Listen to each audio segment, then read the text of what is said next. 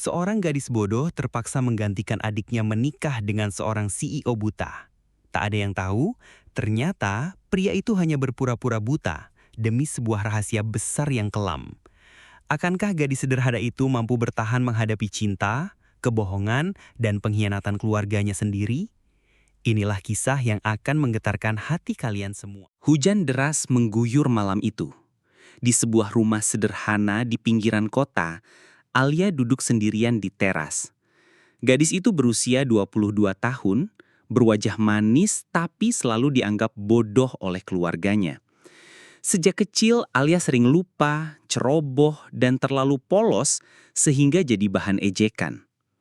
Sementara itu, adiknya, Nadira, adalah bintang keluarga. Cantik, pintar, dan selalu dipuji orang-orang. Perbedaan itu membuat Alia kerap merasa tidak dianggap. Ketika ayahnya terjerat utang ratusan juta pada rentenir, keluarga mereka hampir hancur.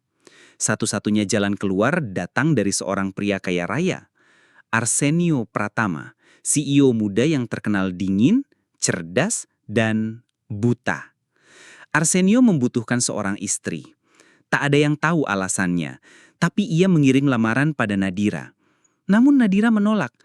Aku nggak mau menikah dengan lelaki cacat itu, Bu. Aku masih punya masa depan. Suruh saja Alia, dia kan nggak ada gunanya di rumah ini. Kata-kata itu seperti pisau yang menusuk hati Alia. Ia ingin melawan, ingin berkata bahwa ia juga punya mimpi, tapi pandangan ibunya yang penuh beban membuatnya terdiam. Alia, suara ibunya lirih tapi tegas. Demi keluarga kita, kau yang harus menggantikan adikmu. Kau harus menikah dengan Tuan Arsenio. Alia menunduk. Dalam hatinya ia menangis. Mengapa aku selalu yang dikorbankan? Namun bibirnya hanya mampu mengucap, baik Bu. Hari pernikahan digelar sederhana tapi mewah karena semua biaya ditanggung keluarga Arsenio. Alia menggenakan gaun putih yang terasa begitu berat di tubuhnya. Ia menunduk sepanjang akad, tak berani menatap mempelai prianya. Arsenio, pria bertubuh tinggi dengan wajah tampan berbalut kacamata hitam, berdiri tegak. Matanya kosong, tak bergerak, namun auranya begitu kuat. Semua tamu berbisik-bisik. Sayang sekali, pria sekaya itu buta. Yah, tapi istrinya beruntung, bisa hidup mewah. Kasihan, katanya gadis itu bodoh, cocoklah jadi istri pria cacat. Alia mendengar semua bisikan itu, menunduk makin dalam. Malamnya, di kamar pengantin yang megah, Alia duduk di ranjang sambil menunduk, jantungnya berdegup kencang. Arsenio membuka jasnya, lalu berjalan mendekat. Alia, iya Tuan, jawab Alia gugup. Tahukah kau kenapa aku memilih menikahimu? Tanyanya tiba-tiba. Alia bingung. Karena aku harus menggantikan adikku? Arsenio tersenyum samar lalu mendekat begitu dekat hingga Alia bisa merasakan aroma maskulin darinya. Tangan Arsenio tiba-tiba terulur menyentuh pipinya dengan tepat. Alia terkejut. Bagaimana mungkin pria buta bisa menyentuh wajahku dengan begitu akurat? Arsenio berbisik, mulai malam ini, kau istriku. Jangan pernah coba melawan. Hari-hari setelah pernikahan berjalan penuh tekanan. Alia berusaha menjadi istri yang patuh. Ia melayani, memasak, dan membersihkan rumah meski sering ditegur mertua yang selalu membandingkannya dengan Nadira. Namun Alia mulai menyadari kejanggalan pada suaminya. Arsenio bisa berjalan tanpa tongkat, bisa mengambil benda tanpa ragu, bahkan pernah menahan vas bunga yang hampir jatuh sebelum menyentuh lantai. Suatu malam, Alia sengaja menjatuhkan buku dari meja. Dengan tenang, Arsenio membungkuk, mengambil buku itu, dan meletakkannya kembali. Gerakannya terlalu tepat. Alia menahan napas. Benar dugaanku, dia tidak buta. Keesokan harinya, Alia memberanikan diri. Tuan, boleh saya bertanya sesuatu? Arsenio menoleh datar. Apa? Apakah benar Tuan buta? Ruangan hening. Arsenio perlahan tersenyum miring. Kau sudah mulai curiga rupanya. Alia terkejut, itu artinya ia benar. Aku memang berpura-pura buta. Dan aku punya alasan yang tak bisa kuceritakan pada siapapun. Jika kau berani membocorkannya, bukan hanya kau, tapi keluargamu juga akan menanggung akibatnya. Alia membeku. Jahang Arsenio tegas, nadanya dingin, membuat tubuhnya merinding. Tapi yang lebih menakutkan adalah rahasia besar di balik kebohongan itu. Meski penuh rahasia, Arsenio memperlakukan Alia dengan cara berbeda. Ia tegas, dingin, namun diam-diam selalu melindunginya. Suatu hari, mereka menghadiri pesta perusahaan. Alia merasa rendah diri melihat gaun mewah para tamu. Beberapa orang berbisik, "Kenapa CEO kita menikahi gadis kampung seperti itu? Katanya bodoh, tidak sepadan sama sekali." Alia menunduk, menahan tangis. Tapi tiba-tiba, Arsenio berdiri di depan semua orang. Ia menggenggam tangan Alia erat. "Ini istriku. Siapapun yang merendahkannya, sama saja merendahkanku." Semua tamu terdiam. Alia terkejut, hatinya bergetar hangat. Untuk pertama kalinya, ia merasa dihargai. Namun di balik genggaman itu, ia tahu ada rahasia yang masih mengikat mereka. Suatu malam, Alia mendengar Arsenio berbicara lewat telepon di ruang kerjanya. Suaranya keras, penuh amarah. "Aku akan menemukan siapa pengkhianat itu. Mereka sudah merusak hidupku." Alia bersembunyi di balik pintu. Dari percakapan itu, ia tahu alasan Arsenio berpura-pura buta, karena ia sedang memburu musuh yang pernah menghancurkan keluarganya. Namun, langkah Alia tanpa sengaja menimbulkan suara. Arsenio keluar dan menatap lurus ke arah Alia. Untuk pertama kalinya, Alia melihat tatapan mata yang tajam, penuh dendam. "Kau menguping, Alia?" tanyanya dengan suara rendah. Alia gemetar. "Maaf, Tuan, aku tidak sengaja." Arsenio mendekat, menekan bahunya dengan tangan kuat. "Ingat, apapun yang kau lihat, apapun yang kau dengar, tetap diam, atau keluarga kecilmu akan hancur." Air mata Alia mengalir. Ia sadar dirinya terjebak dalam permainan berbahaya. Beberapa minggu kemudian, Alia mendapat kabar mengejutkan. Nadira, adik yang menyerahkan beban pernikahan padanya, ternyata mendekati Arsenio diam-diam. Nadira datang ke rumah besar itu, tersenyum manis sambil berkata, "Kak, kau tahu kan, aku lebih pantas mendampingi pria seperti Mas Arsenio? Kau terlalu bodoh untuk jadi istrinya. Serahkan saja posisi itu padaku." Alia terpukul. Ia menahan sakit di dadanya. "Nadira, kau tega berkata begitu?" Nadira hanya tertawa sinis. "Ini soal status, kah? Kau hanyalah pengganti." Arsenio yang mendengar percakapan itu dari jauh, mendekat. Wajahnya dingin, tatapannya menusuk Nadira. "Keluar dari rumahku, atau aku pastikan hidupmu hancur." Nadira terkejut. Tapi sebelum pergi, ia berbisik pada Alia. "Kak, cepat atau lambat, kau akan tersingkir. Kau tak pantas di sisinya." Kata itu menghantui Alia, membuatnya kembali meragukan posisinya di hati Arsenio.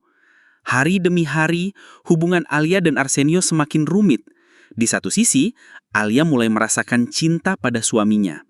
Di sisi lain, ia tahu bahwa Arsenio masih menyimpan rahasia besar dan dendam masa lalu.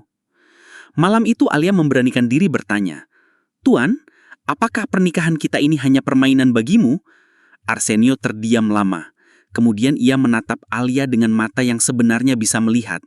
Mata yang sekarang berkilat penuh emosi. "Awalnya memang hanya permainan. Tapi sekarang, aku sendiri tak mengerti lagi." Alia menatapnya dengan air mata. Ia ingin percaya tapi bayangan ancaman, kebohongan dan pengkhianatan masih menghantui. Malam itu Arsenio duduk di ruang kerjanya. Lampu meja menyoroti wajahnya yang tegang. Alia datang membawa secangkir kopi. "Tuan, minum dulu. Jangan terlalu larut bekerja," ucapnya lembut. Arsenio menoleh, tatapannya menusuk Alia. Sejenak, ada kehangatan di matanya. "Kau selalu cerewet, tapi terima kasih." Alia tersenyum tipis. Namun senyum itu lenyap ketika pintu ruang kerja terbuka tiba-tiba. Seorang pria berbadan tegak masuk. Itu adalah Reno, tangan kanan Arsenio. "Bos, kita mendapat kabar Orang yang dulu menjebak perusahaan keluarga Anda sudah kembali ke kota ini. Dia yang membuat semua orang percaya bahwa Anda buta agar mudah dijatuhkan. Alia terkejut. Jadi benar, Arsenio berpura-pura buta karena dendam dan permainan bisnis. Arsenio menggenggam tangan. Kali ini, aku tidak akan tinggal diam. Alia menatapnya takut. Ia sadar suaminya sedang melawan musuh besar yang bisa menghancurkan segalanya. Beberapa hari kemudian, Arsenio menghilang dari rumah selama berjam-jam. Alia semakin curiga. Ia merasa suaminya menyembunyikan sesuatu. Suatu malam, Alia mengikuti Arsenio diam-diam. Ia melihat sang suami memasuki sebuah gedung tua.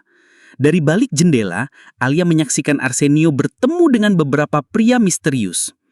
Target kita adalah menghancurkan bukti lama dan menjebak orang itu dengan balasan yang setimpal, ujar Arsenio dingin. Pria lain menanggapi, tapi kalau identitas Anda ketahuan masih bisa melihat, semua bisa kacau. Alia menutup mulutnya, menahan napas. Jadi semua orang di luar sana benar-benar percaya ia buta. Namun, tanpa sengaja, kakinya menginjak pecahan gelas. Krak!